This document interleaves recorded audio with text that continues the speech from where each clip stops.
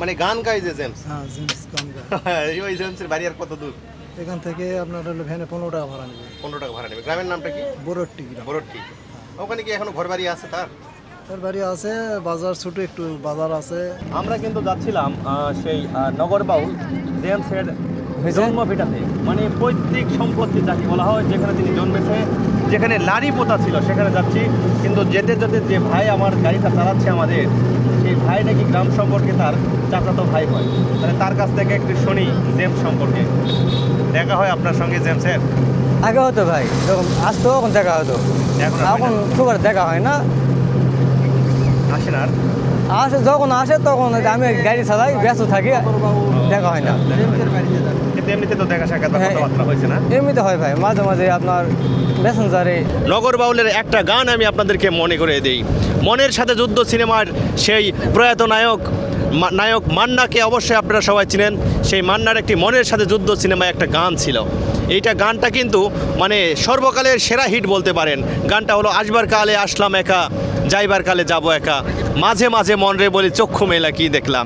এই গানে কিন্তু আসলে আমাদের এই যে নওগাঁ জেলার দুইজন কৃতি সন্তান রয়েছে এই গানে। এই গানটি গেয়েছেন জেমস, এবং এই গানে কিন্তু যে বংশীবাদক জালাল সাহেব, ওনার বাড়িও কিন্তু এই নওগাঁ জেলাতেই। কাকা জেমস চেনেন? হ্যাঁ, গান গায়? হ্যাঁ চিনি। গান শোনেন? গান তো অবশ্যই শুনি। হ্যাঁ, হ্যাঁ, আমরা গান আপনাদের এলাকারই ছিলেন না? আমাদের এলাকার মানে আমাদের থেকে কিলো 3-4 ছড়ি আর কি। আমরা ওখানে কি ওনার ঘর বাড়ি আছে? ঘর বাড়ি আছে, আমার ভাই থাকেন। ভাই থাকে? হ্যাঁ, এখন গেলে পাওয়া যাবে না? এখন গেলে আমার ভাইকে পাবেন না, তবে অবশ্যই থাকেন ওখানে উনি। পুকুর আবার সবাই মানে কাজ করে যাবে অটো রিক্সা? হ্যাঁ, ও অটো রিক্সা দিয়ে যেতে পারবেন। একবার বললে ওনাকে বাড়ায় নামে যাচ্ছে। বাসায় নেওয়া যাবে। আবার জেমস আছে না, গান গায়, কি হয় আপনার? দেওর। ও বাবা, আপনারই দেওর? তা আপনার সাথে তো এখনো ইয়াং আছে।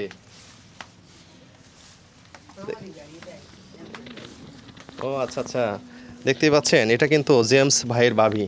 অনেক প্রবীণ হয়ে গিয়েছেন। হ্যাঁ, অনেক প্রবীণ হয়ে গিয়েছেন। হয়তো বা তার সঙ্গে আর দেখা সাক্ষাৎ হয় না। ছোটোবেলা হয়তো বা দেখা সাক্ষাৎ হয়েছে, এখন কিন্তু আর হয় না। এখন কিন্তু আর আসে না চাচি, তাই না? আগে আসতো, আসে না। কত ছোট থাকতে আপনার সঙ্গে দেখা সাক্ষাৎ হয়েছে? খোঁজ করে কি আসে তাই? ছোট থাকতে দেখা সাক্ষাৎ করছিলাম? ছোট তো আছে, এখন আছে তাই?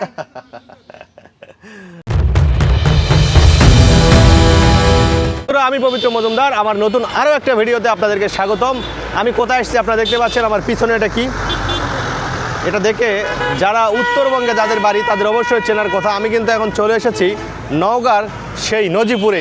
এই নজিপুরে কিন্তু এমন এক ব্যক্তির জন্ম যার নাম শুনলে কিন্তু আপনারা গা চমকে যাওয়ার কথা। এই নওগাঁ জেলায় অনেকেরই জন্ম হয়েছে, অনেকে এখান থেকে নাম খ্যাতি যশ করে গিয়েছে। আমি সেই নাম খ্যাতি যশ যারা করে গিয়েছেন সেই ব্যক্তিদের মধ্যে এমন একজন ব্যক্তির বাড়িতে যাচ্ছি, আপনারা শুনলে কিন্তু অবাক হয়ে যাবেন। এখানে যাচ্ছি সেই নগর বাউল শিল্পী জেমস ভাইয়ের বাসায়। আমরা কিন্তু সেই নগর বাউল যে জেমস আছে তার বাসায় এখন আমরা যাব, কিন্তু সেখানে যেতে হলে আপনাকে নামতে হবে নওগাঁ থেকে সোজা এসে এই নজিপুর বাস স্ট্যান্ডে। আমরা কিন্তু বর্তমান সেই নজিপুরে অবস্থান করতেছি। আমার পিছনে দেখতে পাচ্ছেন ওটা কি? এটাই কিন্তু নজিপুরের একটি প্রতীক। আর আমার সামনে যে দেখতে পাচ্ছেন এই যে বাস স্ট্যান্ড বা ভ্যান স্ট্যান্ড, এখান থেকে যেতে হবে সেই জেমসের বাড়িতে। আমরা দেখি ভ্যানওয়ালা জিজ্ঞেস করি কোথায়। চাচা, কত দূর পর্যন্ত আপনি যান? আমি এখানে থাকি। ওই যে নতুন হাট যাবেন? হ্যাঁ, যাবো। কয় টাকা ভাড়া? 5 টাকা। 5 টাকা। আপনারা দেখতেই পাচ্ছেন নজিপুর কিন্তু আসলে অনেক কিছুর জন্য বিখ্যাত। ওই যে দেখতে পাচ্ছেন ধান মারা যে মারাই কলগুলো আছে, তারপরে ট্রাক্টর, এগুলো তৈরির জন্য কিন্তু এই নজিপুর আসলে বিখ্যাত। এই যন্ত্রপাতিগুলো দেখেন, আপনারা দেখতেই পাচ্ছেন, এই যে দেখতে পাচ্ছেন এই সবগুলো ওয়ার্কশপগুলো কিন্তু বা মোটর সাইকেল এই নজিপুরে পাওয়া যায়। এমন কোনো মোটর সাইকেল নাই যেটা আপনি নজিপুরে পাবেন না। এই যে দেখেন ধান ভাঙা এই যে অটো মেশিনগুলো, বা এটাকে ডোঙ্গা মেশিন বলা হয়, এই মেশিনগুলো কিন্তু নজিপুর থেকে সারা বাংলাদেশে সেল দিয়ে থাকেন। এই যে দেখতে পাচ্ছেন, আর এই সেই নজিপুর, আর এই নজিপুরের কিন্তু কৃতি সন্তান সেই নগর বাউল জেমস। আমরা সেই জেমসের বাড়ির উদ্দেশ্যে রওনা দিয়েছি। দেখতেই পাচ্ছেন যে আমরা কিন্তু সেই রাস্তা ধরে এই যে চাচার অটোতে চলে যাচ্ছি। চাচা, তাহলে জেমসকে চেনেন না? না বাবা, আমি তো চিনি না। গান শোনেননি কোনোদিন? গান তো অনেক শিল্পী আসে করে। হ্যাঁ, কিন্তু জেমসকে চেনেন না? না, না। আচ্ছা চাচা তো আসলে গাড়ি চালায়, গান শোনার সময় পায় না, ওই জন্য জেমসকে চিনতে পারতেছে না। তোরা যেহেতু আমি ভ্যানে করে আসলাম, এজন্য কিন্তু নজিপুর যে বাস স্ট্যান্ড রয়েছে, নওগাঁ থেকে নজিপুর বাস স্ট্যান্ড, সেই বাস স্ট্যান্ডের পরে কিন্তু এখানে আপনাকে 5 টাকা ভাড়া দিয়ে একটা অটো রিক্সাতে করে আপনাকে আবার আসতে হবে। এই যে দেখতে পাচ্ছেন না, এখানে স্ট্যান্ডের নাম নতুন বাজার। এই নতুন বাজারে কিন্তু আবার আপনাকে সে আরেকটা গাড়িতে উঠতে হবে, সেই গাড়ি কিন্তু সেই বড়টি যে গ্রাম, সেই গ্রামে নিয়ে যাবে। তো এখন আমরা একটু ব্রেক নিচ্ছি, এরপরে কিন্তু আবার সেই গাড়িতে উঠে চলে যাব সেই বড়টি গ্রামে। মানে গান গাই যে জেমস, হ্যাঁ জিন্স গান গায়। ওই জেমসের বাড়ি আর কত দূর? এখান থেকে আপনার হলো ভ্যানে 15 টাকা ভাড়া নেবে। 15 টাকা ভাড়া নেবে। গ্রামের নামটা কি? বড়টি গ্রাম। বড়টি। ওখানে কি এখনো ঘর বাড়ি আছে তার? তার বাড়ি আছে, বাজার ছোট একটু বাজার আছে। মানে আমি আপনাকে বলতে চাচ্ছি যে এই বড়টি গ্রামে কি জেমসের ঘর বাড়ি এখন আছে? গেলে দেখা যাবে না? জেমস চেনেন? হ্যাঁ গান গায়? হ্যাঁ চিনি। গান শোনেন? গান তো অবশ্যই শুনি। তাই? হ্যাঁ আমরা গান আপনাদের এলাকারই ছিলেন না? আমার এলাকার মানে আমাদের থেকে কিলো 3-4 একশো আর কি। আমরা আর ওখানে কি ওনার ঘর বাড়ি আছে? ঘর বাড়ি আছে, আমার ভাই থাকেন। আমার ভাই থাকে? হ্যাঁ, এখন ভাই। গেলে পাওয়া যাবে না? এখন গেলে আমার ভাইকে পাবেন না, তবে অবশ্যই থাকেন ওখানে উনি। পুকুর আবার সবাই মানে কাজ করে যাবে অটো রিক্সা? হ্যাঁ ও অটো রিক্সা দিয়ে যেতে পারবেন। একবার বললে ওনাকে বাড়াই নামে যাচ্ছে। বাসায় নেওয়া যাবে। আবার বন্ধুরা, আমরা কিন্তু যাচ্ছিলাম সেই নগরবাউল জেমসের জন্মভিটাতে, মানে পৈতৃক সম্পত্তি যাকে বলা হয়, যেখানে তিনি জন্মেছে, যেখানে লারি পোতা ছিল, সেখানে যাচ্ছি। কিন্তু যেতে যেতে যে ভাই আমার গাড়িটা চালাচ্ছে আমাদের, সেই ভাই নাকি গ্রাম সম্পর্কে তার চাচাতো ভাই হয়। মানে তার কাছ থেকে একটু শুনি জেমস সম্পর্কে। দেখা হয় আপনার সঙ্গে জেমসের? আগে হতো ভাই, যখন আসতো তখন দেখা হতো, এখন আর হয় এখন না? খুব আর দেখা হয় না। আসেন আর? আসে যখন আসে তখন আমি গাড়ি চালাই, ব্যস্ত থাকি, দেখা হয় না। কিন্তু এমনিতে তো দেখা সাক্ষাৎ বা হ্যাঁ। কথাবার্তা হয়েছে না? এমনিতে হয় ভাই, মাঝে মাঝে আপনার মেসেঞ্জারে আচ্ছা, কথাবার্তা হয়। দেশ বিদেশে গান শোনায়, আপনাদের গ্রামে কি কোনোদিন কনসার্ট হয়েছিল? একবার আসতে চাইছিল ভাই, কিন্তু এই কি কারণে আসতে পারিনি, সরে যাইনি আমি। আমরা এখন প্রায় মাঝ রাস্তার কাছাকাছি চলে আসছি ভাই, তাই না? হ্যাঁ ভাই, আর কত দূর? আর বেশ না, সামনে একটা গুয়ারা মোড় করবে, ওখানে প্রতাপপুরের টি আচ্ছা, তো বাড়িতে আর কে কে আছে আমাদের? ওনাদের হ্যাঁ, এই বাপ চাচার মধ্যে না বাপ চাচা ভাই টাই কেউ আছে? আছে বড় মানে বাপের বাতুল্লা একটা চাচা আছে, হ্যাঁ। ওই চাচার এক ভাই আছে, তার ছেলে মেয়ে চাচি, এক কথায় যে ভাই বাদে আপনার শরীরটা গোটা সবাই আছে জায়গাটা। সবাই আছে না? হ্যাঁ শুধু জেমসি বাইরে থাকে? হ্যাঁ, বাদ বাকি সবাই এই গ্রামের বাড়িতেই থাকে না? গ্রামের বাড়িতে আসে, আবার বাইরে ওই বাসা যেখানে যেখানে বাসা আছে হ্যাঁ, ওই বাসায় থাকে। ও আচ্ছা, আর কতক্ষণ লাগে পৌঁছতে? আর বেশি সময় লাগবে না ভাই। আমরা কিন্তু সেই নগর বাউলের বাসায় যাচ্ছি। আপনারা দেখতে পাচ্ছেন নগর বাউলের একটা গান আমি আপনাদেরকে মনে করে দিই। মনের সাথে যুদ্ধ সিনেমার সেই প্রয়াত নায়ক মান্নাকে অবশ্যই আপনারা সবাই চিনেন। সেই মান্নার একটি মনের সাথে যুদ্ধ সিনেমায় একটা গান ছিল। এইটা গানটা কিন্তু মানে সর্বকালের সেরা হিট বলতে পারেন। গানটা হলো আসবার কালে আসলাম একা, যাইবার কালে যাব একা, মাঝে মাঝে মন রে বলি চক্ষু মেলা কি দেখলাম। এই গানে কিন্তু আসলে আমাদের এই যে নওগাঁ জেলার 2 জন কৃতি সন্তান রয়েছে এই গানে। এই গানটি গেয়েছেন জেমস, এবং এই গানে কিন্তু যে বংশীবাদক জালাল সাহেব, ওনার বাড়িও কিন্তু এই নওগাঁ জেলাতেই। আমরা কিন্তু সেই নওগাঁ জেলার আনাচে কানাচে ঘুরতেছি, এবং এই প্রয়াত বা কৃতি যারা সন্তান, যারা যুগে যুগে তাদের নাম রয়েছে, তাদেরকে কিন্তু আমরা খুঁজে বেড়াচ্ছি। তো চলুন তাহলে যাওয়া যাক সেই নগর বাউলের বাড়িতে। আবার অন্য আরেক দিন নিয়ে যাব আপনাদেরকে সেই নগর বাউলের সঙ্গে যে বংশীবাদক জালাল সাহেব তার বাড়িতে। কিন্তু আজকে আমরা রওনা দিয়েছি সেই নগর বাউলের বাসায়। চলুন তাহলে যাওয়া যাক। রাস্তায় চলতে চলতে এবার তাহলে আমরা নগর বাউল সম্পর্কে একটু জেনে আসি। নগর বাউলের পুরো নাম মারুখ মাহফুজ আনাম জেমস, যিনি ভক্তদের কাছে গুরু নামেই সমধিক পরিচিত।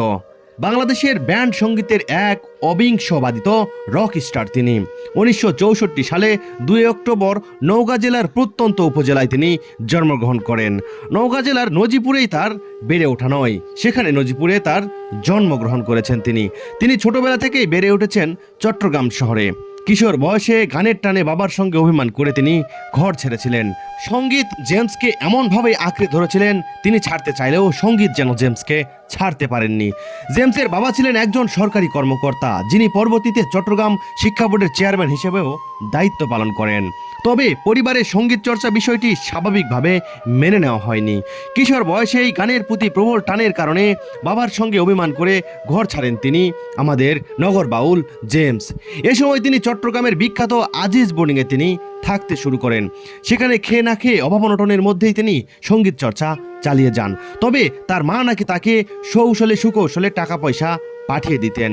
সেখানেই তিনি বন্ধুদের নিয়ে গিটার বাজানো ও গান চর্চার মাধ্যমে সঙ্গীত জীবনের অলস ভিত্তি গড়ে তুলে ফেলেন।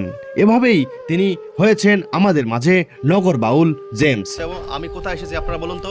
আপনাদেরকে নিশ্চয়ই আমি এর আগে আপনাদেরকে বলেই দিয়েছি, আমি কিন্তু চলে এসেছি এখন সেই নগর বাউল জেমসের গ্রামের বাড়িতে। দেখেন এই রাস্তা ধরে কিন্তু যেতে হবে, চলুন তাহলে যাওয়া যাক। বাড়ি কোন দিকে ভাই? জেমস ভাইয়ের বাড়ি কোথায়, কোন দিকে? এইদিকে না? আর একটু গেলে পাওয়া যাবে। আচ্ছা বন্ধুরা, আপনারা কিন্তু দেখতেই পাচ্ছেন আমি কিন্তু সেই নগর বাউল যে জেমস রয়েছে তার একদম গ্রামের বাড়িতে চলে যাচ্ছি। দেখেন একদম মেটো রাস্তা, মেটো পথ দিয়ে কত সুন্দর, বাপ রে বাপ। আসলে নওগাঁতে কিন্তু অনেক কিছু রয়েছে। নওগাঁতে কিন্তু ফুটবলার এনামুল রয়েছে, যিনি জাতীয় টিমে দীর্ঘদিন ধরে খেলেছেন। নওগাঁতে রয়েছেন বাংলাদেশের শীর্ষস্থানের বংশীবাদক জালাল সাহেব। নওগাঁতে রয়েছে নগর বাউল জেমস। আরও কত কিনার রয়েছে এই নওগাঁতে। আসলে নওগাঁর মাটির মনে হয় গুণগত মান ভালো, যার কারণে অনেক কৃতি সন্তানের জন্ম হয়েছে, অনেকেই এখান থেকে বের হয়ে গিয়েছে। কিন্তু শুধু যে কৃতি সন্তান এত কিছুই অর্জন করেছে এটা কিন্তু এত সহজ নয়। অনেক জল্পনা কল্পনা পিছনে ফেলে কিন্তু তাদেরকে এগিয়ে যেতে হয়েছে। এই বাংলাদেশের সর্বশীর্ষ স্থানে থাকা এত সহজ ব্যাপার নয় কিন্তু। দেখেন আমরা কিন্তু চলে এসেছি সেই নগর বাউল জেমসের বাড়িতে। এটা মনে হচ্ছে তো একদম বাগান বাড়ি। হ্যাঁ এই যে দেখেন, এই কোন বাড়ি? এটা তোমাদের বাড়ি? হ্যাঁ আসলে এই বাড়ি না মনে হয়। কোন বাড়ি? আসো তো, তুমি চেনো না? তোমার আম্মু যে বললো। বন্ধুরা এখন আমরা খুঁজে পাইনি, যেহেতু এগুলা ইটের দালান কোঠা। হ্যাঁ তো ফুলের বাগান তো খুঁজতেছি, দেখি আর কত দূর যাওয়া যায়। এখানে তো লোকজনও নাই, কাউকে জিজ্ঞাসা করব। তবে বাড়িটা কিন্তু খুব সুন্দর, তাই না? ফুলের গাছ টাছ অনেক কিছুই কিন্তু আছে। তো এই বাড়িতে লোকজন যদি থাকে একটু ডাক দিই। কিন্তু গরু আছে, সব আছে, কিন্তু লোকজন কোথায়? বাড়িতে কেউ আছেন?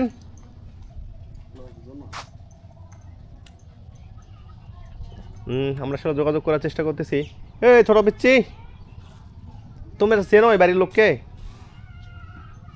মা আরেক যন্ত্রণা। তো বন্ধুরা, যেহেতু এইটা গ্রামের বাড়ি হলেও কলিং বেল রয়েছে, আমি একটু ট্রাই করে দেখি যে কেউ বের হয় কিনা। তবে এই বাড়িটার নাম নীরব নূর মঞ্জিল। তো দেখি কেউ আছে কিনা, চেষ্টা করি অন্ততপক্ষে জানা যায় কোন পাশে বাড়ি। আমি কিন্তু কলিং বেলটা দিলাম, তারপরে দেখি রেসপন্সটা কি আসে।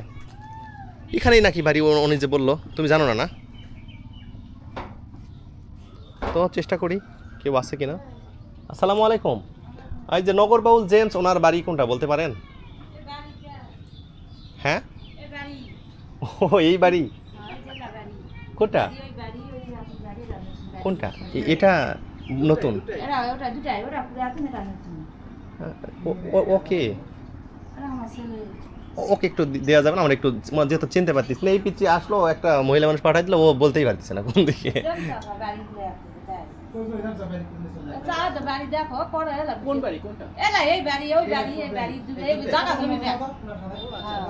এটাই এটা এটা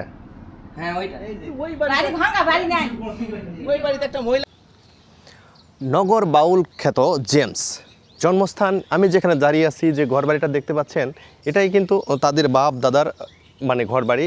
এই যে আমার সামনে যে এই যে খড়ের পালা, বাঁধঝাড়, এই সবগুলাই কিন্তু মানে তার বাবারা যে দুই ভাই বা তারা দুই ভাই, এখনও তাদের যে চাচাতো ভাইগুলো রয়েছে তারা এখনও এই সব কিছু দেখাশোনা করেন, কিন্তু তারা আর এখানে থাকেন না, তারা শহরে থাকেন। নগর বাউল যে জেমস রয়েছে ওনারা দুই ভাই, এক ভাই ঢাকায় বা কখনো বগুড়ায় থাকে। আর ওনাদের যে আমার এই চারিপাশে যে আম বাগানগুলো দেখতে পাচ্ছেন, আম বাগান গাছ, এই সবগুলোই কিন্তু তাদেরই। আমি যতটুকু পারিবারিক সূত্রে জানলাম, এই যে আম বাগান, খড়ের পালা বা বাঁধঝাড়, এগুলো কিন্তু এখনও তাদের মাঝে বন্টন করা হয়নি। জেমস সাহেবরা তাদের যে চাচাতো ভাই রয়েছে তাদেরকেই এগুলো দেখাশোনার জন্য দিয়ে গিয়েছেন, বা ওনারাই চাষাবাদ করে এই সব কিছু লালন পালন করে বা খাই দেখাশোনা করে এইরকম আর কি। তো যে নগর বাউল খ্যাত যে জেমস রয়েছেন, তার যে পিছনের গল্প এটা কিন্তু এত সহজ ছিল না। ওনাকে কিন্তু তার বাবা ছিলেন যে বাংলাদেশ শিক্ষা বোর্ডের চেয়ারম্যান।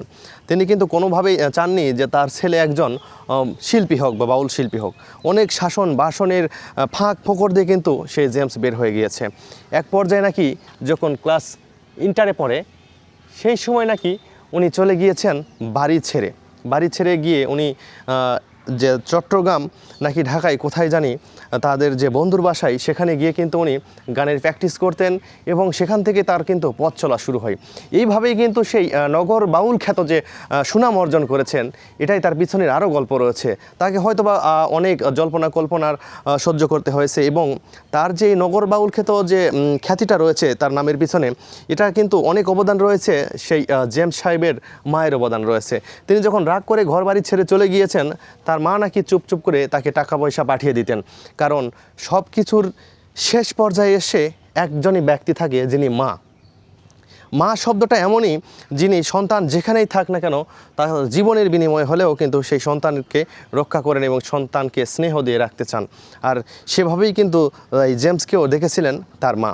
তিনি রাগ করে বাড়ি থেকে চলে গিয়েছিলেন বাবার ভয়ে বা বাবার উপর অভিমান করে। যেহেতু তার বাবা ছিলেন একজন শিক্ষা বোর্ডের চেয়ারম্যান, তিনি যে কোনোভাবে চাননি যে তিনি একজন শিল্পী হোক বা বাউল শিল্পী হোক। এজন্যই তিনি অভিমান করে চলে গিয়ে সেখান থেকে কিন্তু আবার উনি এই শিল্পীতে বা নগর বাউল খ্যাতি অর্জন করেছেন। হ্যাঁ, এই হলো সেই নগর বাউল জেমসের জীবন বর্ণনা। এই পাশে রাস্তা আছে। হ্যাঁ, চাচি কোথায় থেকে আসলেন? বাবা, এটাই আপনার বাড়ি? ওই যে জেমস আছে না, গান গায়, কি হয় আপনার? দেওর। ও বাবা, আপনারই দেওর? তা আপনার সাথে তো এখনো ইয়াং আছে।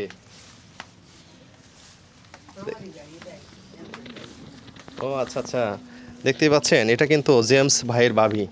অনেক প্রবীণ হয়ে গিয়েছেন। হ্যাঁ, অনেক প্রবীণ হয়ে গিয়েছেন। হয়তোবা তার সঙ্গে আর দেখা সাক্ষাৎ হয় না। ছোটোবেলা হয়তোবা দেখা সাক্ষাৎ হয়েছে, এখন কিন্তু আর হয় না। এখন কিন্তু আর আসে না চাচি, তাই না? আগে আসতো, আসে না। কত ছোট থাকতে আপনার সঙ্গে দেখা সাক্ষাৎ হয়েছিল? হ্যাঁ, ছোট থাক। ও মানে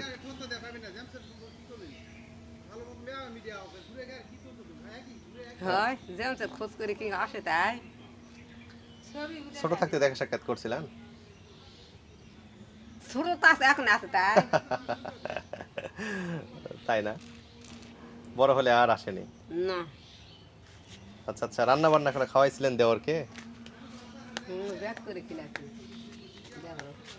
আচ্ছা আচ্ছা।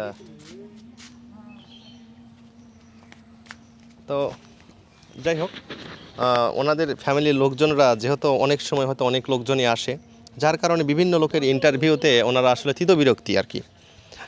মানে একাধিকবার নাকি একাধিক লোকজন আসে, যার কারণে ওরা বিরক্ত হয়ে আসলে কথা বলতে চাচ্ছেন না। এখন হয়তো আমি আসছি, আমার মতো আরও লোকজন আসছে, এজন্যই ওনারা কথা বলতে চাচ্ছে না, রেগে যাচ্ছেন। তো শেষ আমার ওনার যে ভাবি, তার কাছ থেকে অল্প সংক্ষিপ্ত একটু শুনলাম, আপনারাও তো শুনলেন। তো এইটাই হলো জেমস সম্পর্কে আমি বর্ণনা একটু দিয়ে দিলাম। সবচাইতে বড় দুঃখের বিষয় হচ্ছে যে খ্যাতিসম্পন্ন একজন ব্যক্তি, কিন্তু তাদের ফ্যামিলির লোকজনের যে এরকম কথাবার্তা, এটা আসলে খুব দুঃখজনকই আমার কাছে মনে হচ্ছে আর কি। তো দেখা যাক আমি কতটুকু আরও তথ্য আপনাদেরকে দিতে পারি। আপনারা অবশ্যই সম্পূর্ণ ভিডিও না দেখে যাবেন না। আমি এই যে জেমসের সম্পূর্ণ তথ্যই আপনাদের কাছে প্রেরণ করার চেষ্টা করতেছি। নগর বাউল জেমসের বাড়ি, আর এই নগর বাউল সম্পর্কে আমি যতটুকু জানতে পারলাম ততটুকুই আপনাদের মাঝে তুলে ধরার চেষ্টা করলাম। আর এই যে উপরে টিন, ইটের পাঁচির, বাগান, এটাই কিন্তু তার ঘরবাড়ি। আর সবচাইতে আমি আপনাদের কাছে আন্তরিকভাবে দুঃখিত যে ওনাদের ফ্যামিলির লোক কথা বলবেন না, কোনোভাবেই না তারা কথা বলতে রাজিই না। এখন হতে পারে তাদের ফ্যামিলিগত কোনো সমস্যা থাকতে পারে, এটা আমার জানা নেই। তারা এটাও বলেও নি যে কেন বলবে না। আমি যতটুকু চেষ্টা করেছি তাদের সঙ্গে কথা বলার জন্য, তো আমাকে যতটুকু তথ্য দিয়েছে সেটা ওই অফ ক্যামেরায়, সরাসরি এমনিতে ক্যামেরা বন্ধ ছিল, কিন্তু কোনোভাবেই তারা ক্যামেরার সামনে কথা বলতে রাজি না। কিন্তু আরেকটু কথা বলি, এই যে চারিপাশে যে জমাজমিটা দেখতে পাচ্ছেন, এগুলা সবগুলোই কিন্তু সেই জেমসদের, নগর বাউলদের কিন্তু এই সব জমাজমি। এখান থেকে শুরু করে ঠিক একদম ওই পাশে স্কুল রয়েছে, ওই স্কুল পর্যন্তই কিন্তু তাদের সম্পত্তি। মানে আপনারা ধরেই নিতে পারেন এই গ্রামের একজন বৃত্তশালী পরিবারেরই সন্তান সেই নগর বাউল। জীবনে অনেক জায়গায় অনেক শিক্ষা হয়, ঠিক সেরকমই যে নগর বাউল জেমস রয়েছে, তার বাড়িতে এসে একটা শিক্ষা আমি অর্জন করলাম। তার যে বাড়িতে চাচাতো ভাইরা রয়েছে, তারা কিন্তু তার যে এই যে সম্পত্তিগুলো রয়েছে, তাদের নাকি 100 বিঘার উপরে জমি, সেই সম্পত্তিগুলো তারা চাষাবাদ করে খাচ্ছে। যেহেতু ওনার বাবা ছিলেন শিক্ষা বোর্ডের চেয়ারম্যান, দীর্ঘদিন উনি বাড়িতে থাকেন না, উনি ঢাকাতেই থাকেন। সেই ধারাবাহিকতায় জেমসেরও থাকা সেই ঢাকাতেই বা নওগাঁতে, ওরা গ্রামে খুব কমই আসে। এবং এই জন্যই তাদের যে এই যে সম্পদগুলো রয়েছে অনেক, দেখতে দেখতে আপনাদেরকে কিন্তু আমি দেখালামই যে এই যে আমি রাস্তা দিয়ে হাঁটছি এই রাস্তা থেকে শুরু করে একদম প্রায় আধা কিলোমিটার, যার কারণে ওনাদের বাড়িতে আজকে ছেলে মানুষ ছিল না, সবগুলো মহিলা মানুষ ছিল। ওনারা মনে করছে যে তারা যে এই সম্পদগুলো যেহেতু চাষাবাদ করে খায়, কাউকে দিতে হয় না, এটা মনে হয় আমরা জিজ্ঞাসাবাদ করবো, এই করবো সেই করবো। এর কারণে আমার সঙ্গে আরও যারা এসেছিলেন তাদের সঙ্গে আসলে নাকি খুব অসাধু আচরণ করেছে। এটা আসলে বলা কি বলবো, আমি বলার কিছু নেই। যেহেতু একজন সুনামধন্য ব্যক্তি, বাংলাদেশের প্রথম শ্রেণীর একজন, যারা খ্যাতি সুনাম অর্জন করে সেই শ্রেণীর একজন মানুষের পরিবারের সামান্য একটু সম্পদের জন্য মানুষের সঙ্গে এরকম আচরণ, আসলে এটা খুব অশোভনীয় এবং দুঃখজনক। তো আমি মানে আমার সঙ্গে বলেনি, তাদের সঙ্গে বলেছে, তাদের কাছ থেকে শুনে আমি খুবই মনে করেন যে কি বলবো, মানে আবেগপ্লুত হয়ে গেলাম যে এইরকম ব্যবহার বা আচরণ, তাদেরকে নাকি তুই তাকানি পর্যন্ত বলেছে। আসলে এটা বলা ঠিক না। আমি একটু দূর থেকে শুনতে পাচ্ছিলাম, কিন্তু আমার সঙ্গে তার যে চাচাতো ভাই ছিল, উনি ক্যামেরার সামনে কথা বলেনি, ক্যামেরার বাইরে কথা বলেছে, খুব ভালোভাবেই বলেছে। কিন্তু আরেকটা চাচাতো ভাই আছে, তার ওয়াইফ আছে, সে একদম মানে অশোভনীয় আচরণ যাকে বলা হয় সেটাই করেছে তাদের সঙ্গে। তো এটা আসলে ঠিক না। তো বন্ধুরা, সব শেষে একটি কথা, আমার ভিডিও যদি আপনাদেরকে ভালো লেগে থাকে অবশ্যই আমার চ্যানেলটি সাবস্ক্রাইব করবেন, এবং যদি আরও বেশি ভালো লেগে থাকে আপনাদের আপনজনের নিকট আমার ভিডিওটি একটু শেয়ার করে দিবেন। আর এ পর্যন্ত ভালো থাকবেন, সুস্থ থাকবেন, সবাইকে অসংখ্য ধন্যবাদ। চলে যাচ্ছি সেই বরহট্টি গ্রাম থেকে, রওনা দিয়েছি বাড়ির উদ্দেশ্যে।